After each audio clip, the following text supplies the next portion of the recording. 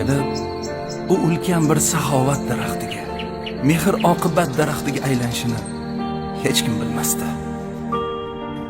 Yo'l uzoq va mashaqqatli, qorong'u va tikonli bo'lsa-da, ularni har qadamda Alloh qo'llardi, himoya qilardi.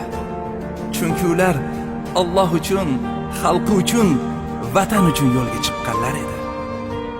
Yetimlar kuldi, bevalar kuldi, mazlumlar qalbi shodlandi.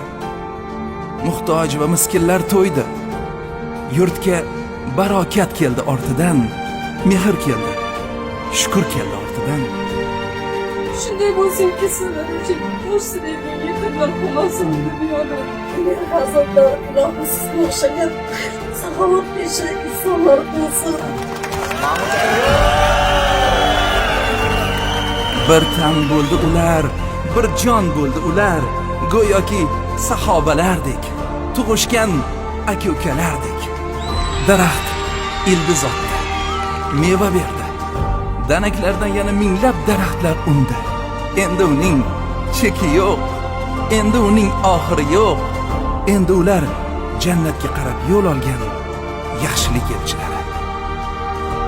Yurak amri, sen doim qalblardasan, insonlarning ezgu amallaridasan.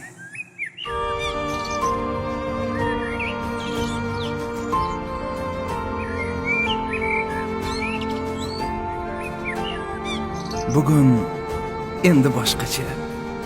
Yangi kun, yangi boshlanish, yangi qadam, yangi sarlavha. Bir zarra, bir zum ham shubha yo'q, gumon yo'q.